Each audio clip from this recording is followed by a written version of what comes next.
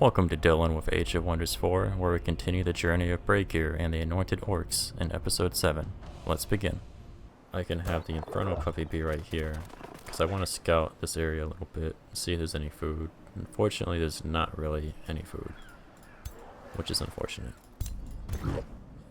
If I move, I cannot reach with the Lesser Tide Spirit, that's okay. Let's send you further south. Okay, there's some flotsam. This is a shipwreck. Well, I cannot engage this turn anyway. That's okay. It's great. That means that I can bring in my Lesser Tide Spirit to help crush these guys. This fight against the Halberdiers I'm probably not going to show. It looks like it's a super easy fight, and I think you've gotten the gist of how these units do their thing. Fighting against the Lightbringers, though, I will almost certainly show that.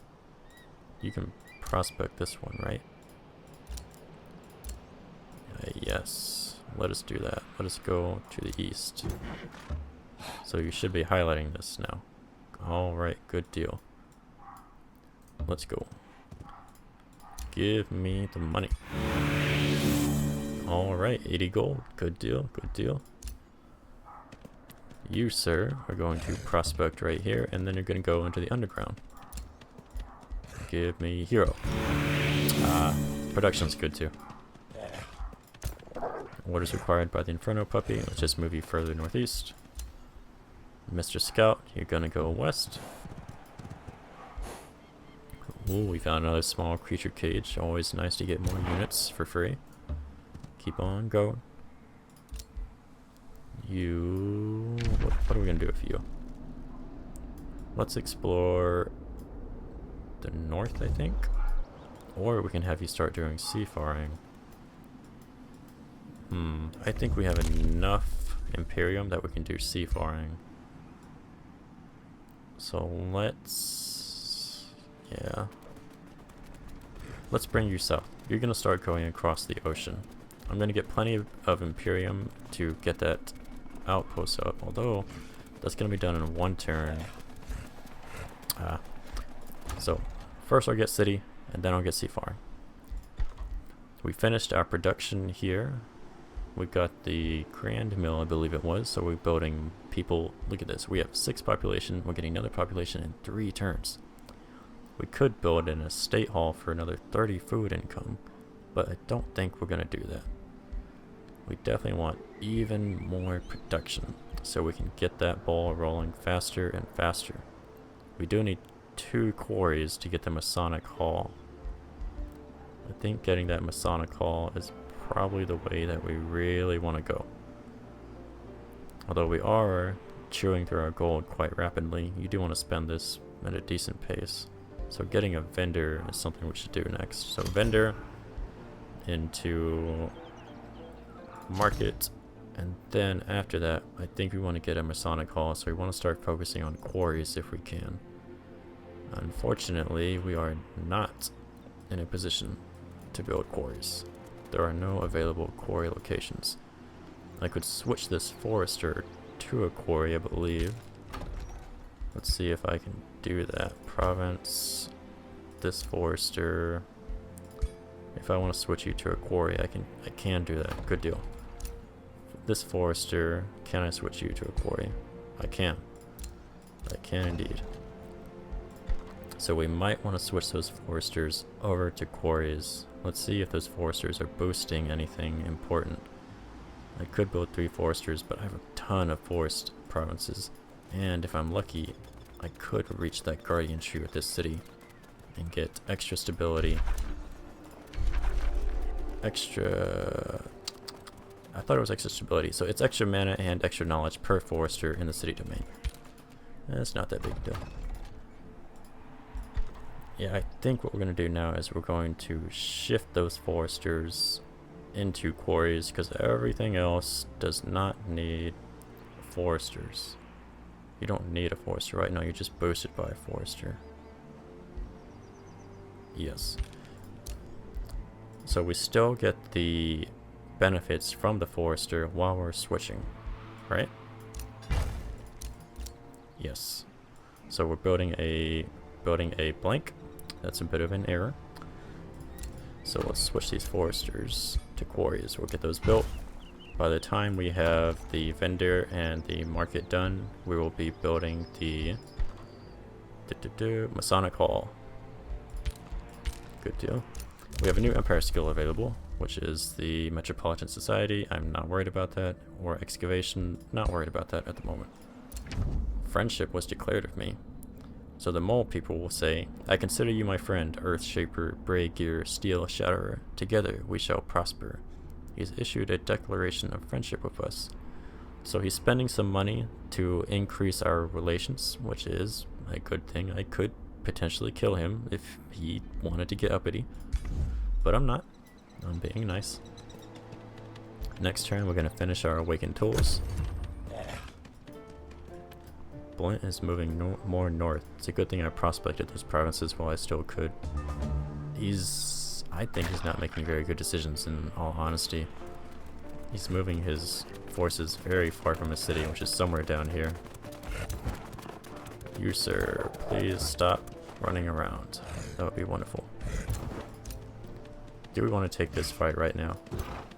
The answer to that is going to be yes. Why not? I'll go ahead and not show you the fight, but let's get it done. Or let's just auto combat.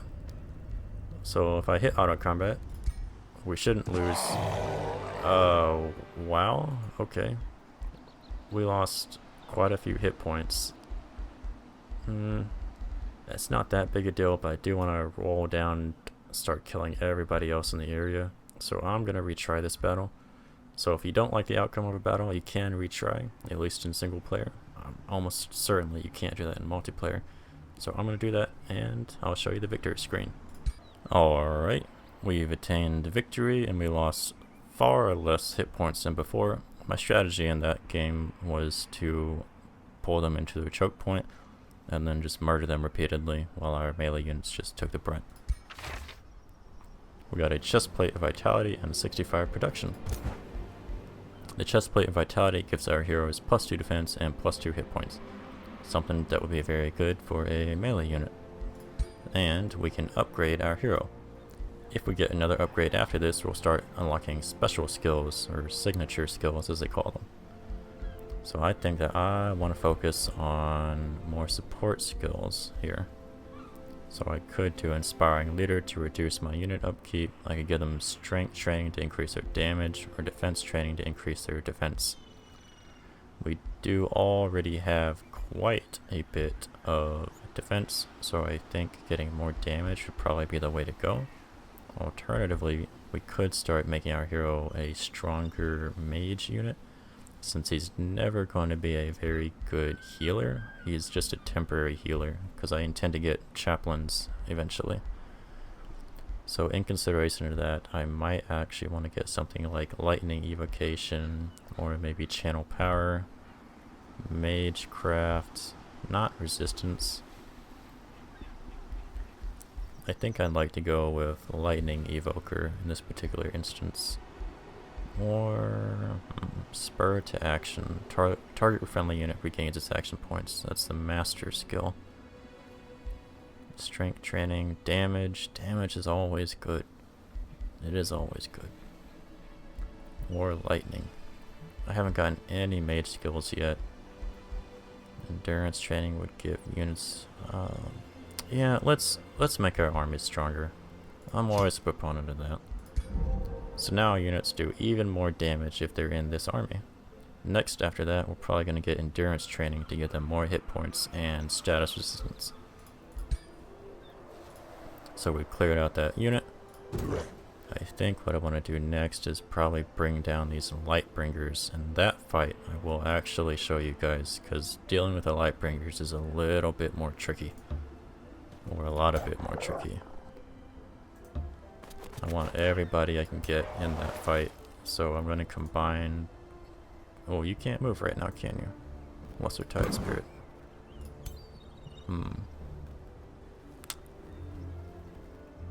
I think that we can take them with what we've got. So let's go ahead, let's fight those Lightbringers in just 1 second. Let's move you closer to this watchtower. Let's get this province prospected. got some more production. And all this production right now is only going to our main throne city. We'll send you into the underground right now. So this is the throne city? Yeah, this is the throne city of the mole people. They live right next to this underground passage. Chances are they've already prospected all these tiles. So this is the underground. There's a above ground and an underground. I could excavate this earthen province if I had the Empire Skull excavation, but we'll be doing that later on. Mr. Inferno Puppy, come a little closer. I think their proximity makes a difference to their spawn location in the battle. Or I could be wrong. Let's grab this creature. Oh, we got a vampire spider hatchling. Oh, no. Let's see what he's got. He's got Sundering Blades, just like all our people. He's swift. He ignores the effects of terrain in combat. Low maintenance, which is great. He only costs us money, not mana. He has a basic melee strike, but once he grows up, when he becomes a champion, he'll become a vampire spider matriarch, which is very nice. They can spawn a hatchling spider once per battle. They can use barbed webs to do all these things right here, such as bleeding, immobilization, lifesteal, and they're just all around really nice. I love spiders. Don't you love spiders? They help our ecosystem stay in balance. I do really do everything I can to keep spiders alive when I find them. Like, I try not to kill them unless they are genuinely a threat, which they almost never are. They are pretty much always more afraid of you than you are afraid of them. We finished Awakened Tools, and that reminds me that I actually need to start casting secret arrows. So let's start working on that. That's going to take us one turn. We have 50 world map casting points. We only need 20 to finish that. We'll get it done next turn. It will take 60 casting points to get more production and draft in exchange for city stability. Let's start working on that one. Nope, wait, nope. Secret arrows first, and then Awakened Tools, one at a time. Sweet. Our next research, unfortunately, these are not very important choices. So Ruin of Industry gets our non-industrious units bolstering, which increases defense when they sustain damage. Enchanted Crow increases our scout vision range, and Wayfinder makes our scouts faster. I think that I want to shuffle this research using 20 mana. Alright, oh my goodness. Spell Tempered Shields, Steel Fury Chant. Steel Fury Chant exchanges defense for aggression. Spell Tempered Shields makes our units just straight up stronger. I like that one. Let's go with that. We founded this outpost. Fantastic. I cannot quite yet make a city. I am short by 19 Imperium. I can start doing that next turn. You can, by the way, build other buildings in an outpost, such as a work camp. Allows you to annex a single province to the outpost. And if you found a city that has a work camp, you start with one additional population. You can build a watchtower, which increases vision range and sensor range.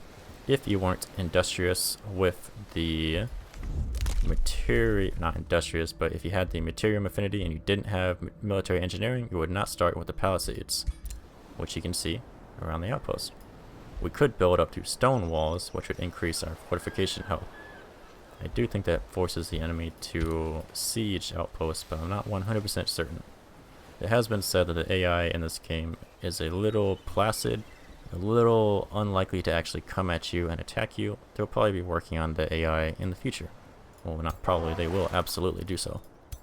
Can we hit you now? Yes, we're going to engage the Lightbringer. So, this is going to be a pretty important battle.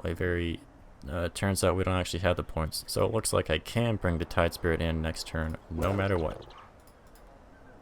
So let's end the turn, and let's move on. We will engage those Lightbringers next turn. We'll also be moving our scout into the ocean, most likely. Mr. Blint is bringing some forces back. Turn 11. Here we go.